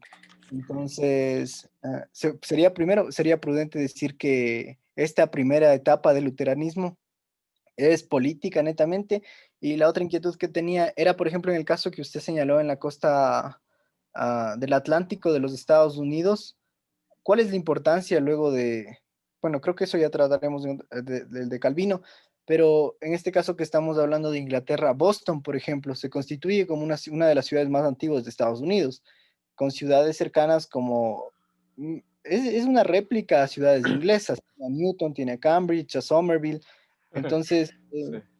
¿cómo, no sé, cómo en esta, tal vez en una etapa posterior, Harvard se funda en Cambridge, entonces, y Boston es una ciudad fundada por puritanos, entonces, cómo estos pequeños cambios que hizo Lutero terminan impactando que luego, bueno, se funde Harvard y Harvard hoy por hoy sea una de las universidades más reconocidas del mundo, ¿no? Sí, sí, sí. De hecho, si revisas ahí un poco detenidamente, resulta que las universidades del Ivy League, de la Liga Ivy, que es la liga más reconocida de universidades en Estados Unidos, el 95% de esas universidades son universidades protestantes. Tienes a Yale, Columbia, la Universidad de Pensilvania, Harvard, claro, Stanford se crea mucho después, pero ahí tienes los del Ivy League. Mira, con lo primero, yo me atrevería a decir lo opuesto, que la primera influencia del luteranismo es espiritual, sino que lo más visible es la parte política. ¿Sí? Pero la gente que entraba al luteranismo o que entraba al protestantismo empezaba a esparcirse de forma muy, muy rápida. Y ese esparcimiento da entonces, claro, sustento a los cambios políticos. Imagínate que la gente no quiera ser luterana, no, sino que le van a imponer el luteranismo. Hubiese habido muchos más problemas, pero me parece a mí que, claro, lo más visible es el cambio político, pero lo más importante, lo que está pasando por debajo que no se está viendo, es el cambio espiritual. O sea, la gente, y por eso nosotros, yo había mencionado ahí muy rápidamente que para muchos, perdón, como Max Weber, el protestantismo es el surgimiento del capitalismo, es el surgimiento de la democracia, es el surgimiento de la prosperidad de Occidente. Y que claro, entonces lo que dice Weber es que te encuentras con protestantes que trabajan no únicamente las 8 horas que deben trabajar, sino que están dispuestos a trabajar la milla extra. Voy a trabajar extra. Te encuentras con protestantes que no están dispuestos a gastar su dinero en lujos, porque la codicia es un pecado, sino que están dispuestos a invertir. E invierten más y sus negocios se convierten en más prósperos. Te encuentras entonces con protestantes que lo último que quisieran fuera robar en sus negocios. No van a robar en sus negocios.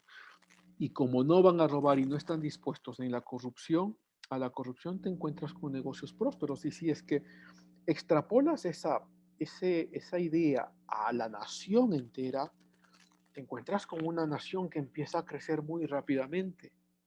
Muy rápidamente. Entonces te ves a los científicos que están creciendo muy rápidamente en las universidades. Ya voy a la segunda parte que me preguntaste, que crece muy rápidamente. Entonces uno se puede entender, bueno, ahí tienes entonces la revolución industrial.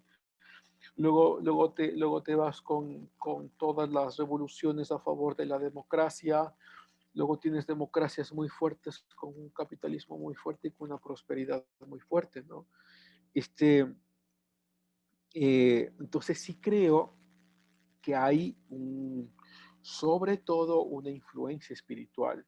sino que, claro, los cambios políticos son como los más visibles, es lo que más se habla, porque son cambios que influyen a toda la historicidad geopolítica, este, pero creo que lo otro es más importante. Y por eso mi comentario que había hecho yo al principio, si América del Norte va y una parte de Europa van por el mismo lugar, donde el espíritu, esta forma espiritual se empiece a perder, yo creo que vamos a ver cambios muy fuertes en las próximas décadas, en el que ya Estados Unidos deje de ser el gran imperio y que el imperio se movilice a otro lugar, que puede ser la China, puede ser.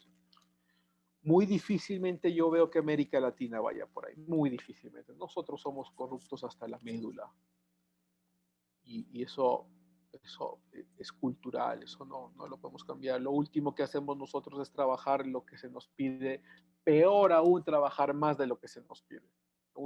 Lo primero que hacemos es trabajar lo mínimo posible para subsistir o para pasar la clase. No creo que eso en América Latina vaya a suceder.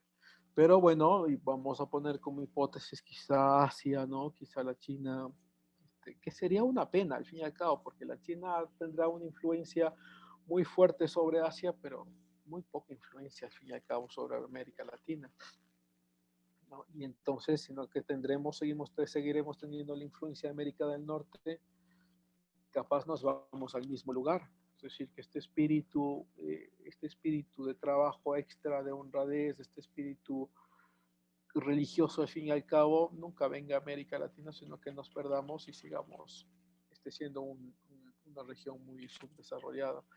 Ya con respecto al otro, claro, de las universidades, la idea principal, mira, que tú ves en la Principia Matemática o que ves en los escritos de Bacon o Spinoza o incluso ya en pensadores posteriores, ¿no? Es que, ¿por qué estamos, eh, eh, por qué, por qué nos interesa la física y las matemáticas o las ciencias duras? Porque queremos entender qué es lo que hizo Dios con nuestra naturaleza. Queremos entender la maravilla que hizo Dios con la naturaleza. Entonces, tienes un ímpetu muy fuerte al conocimiento, ¿no?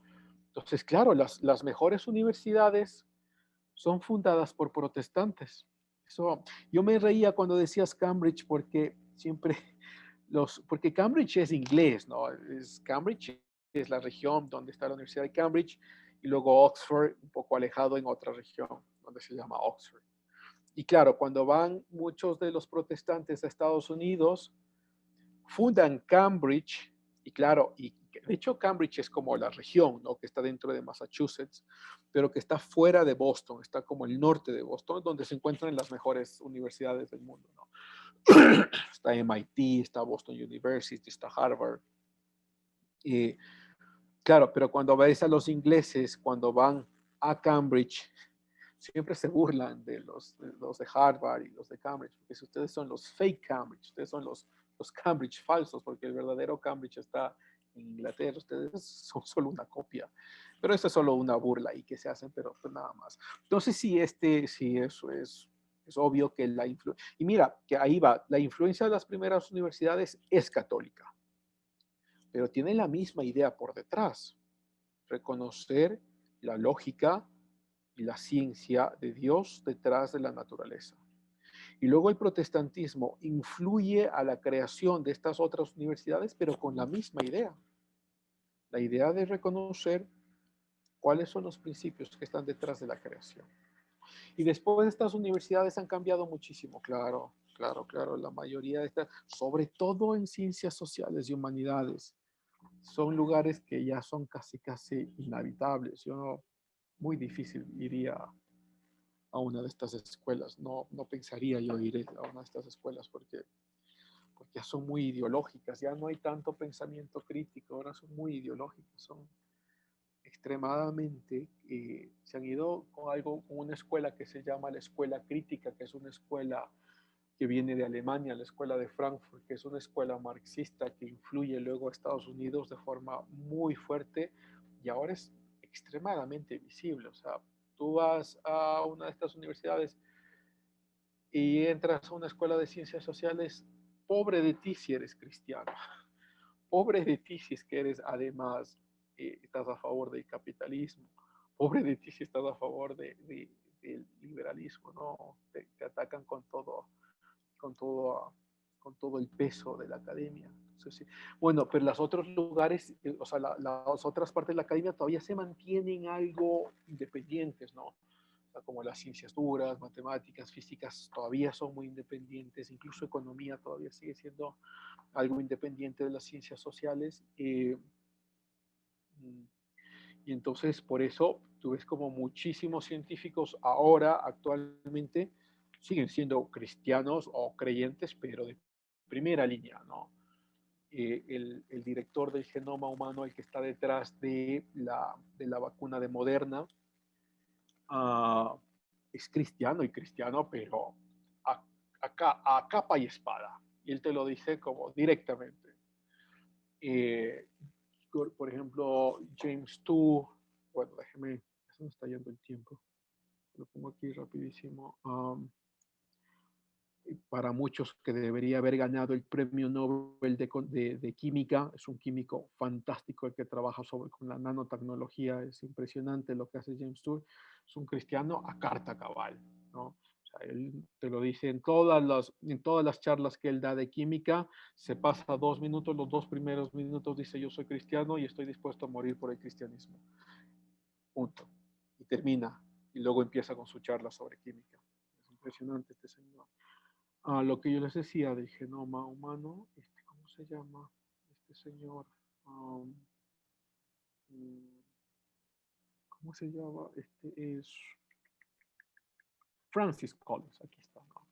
Francis Collins, que es el que está por detrás de la vacuna de Moderna, es un cristiano a carta cabal, igual que James Tour, te lo dice directamente, y entonces sí puedes ver que en las ciencias duras sí hay todavía cierta independencia.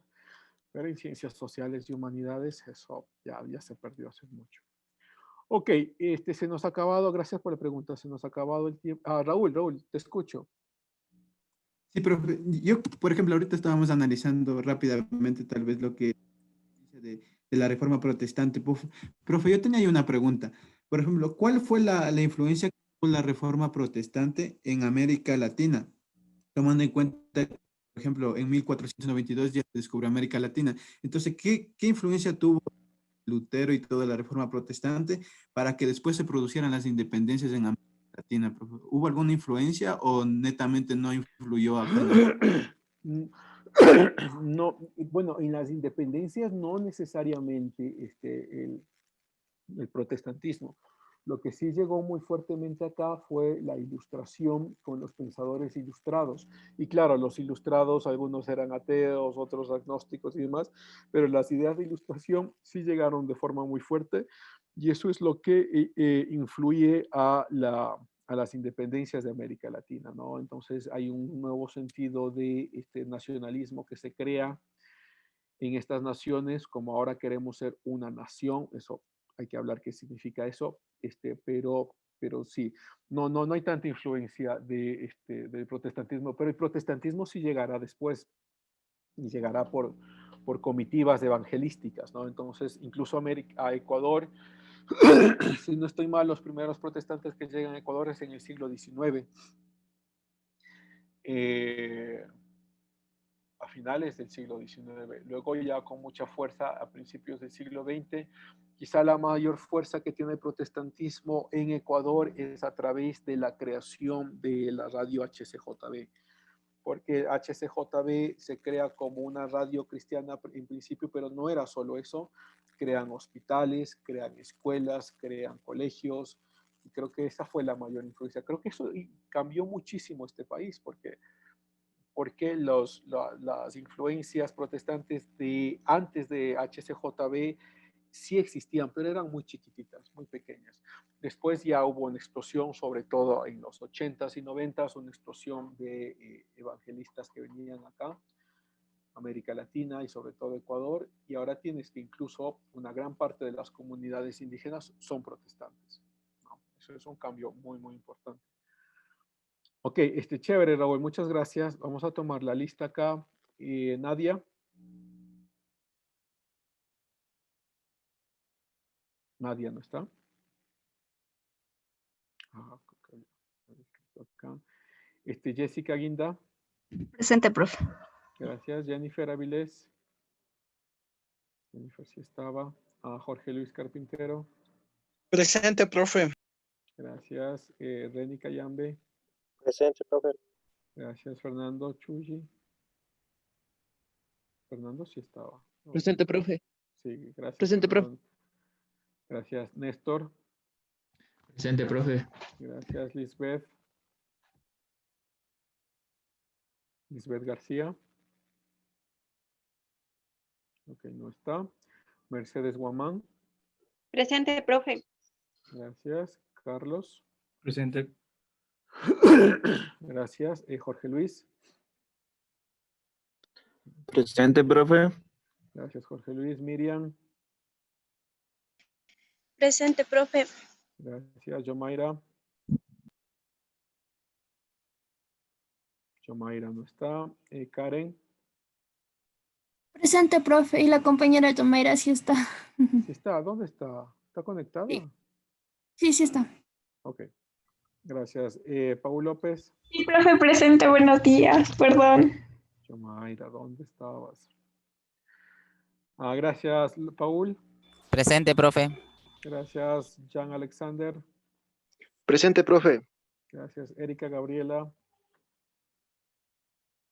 Erika. Presente, profe. Gracias, Jorge. Presente, profe. Gracias, Jorge. Víctor Hugo.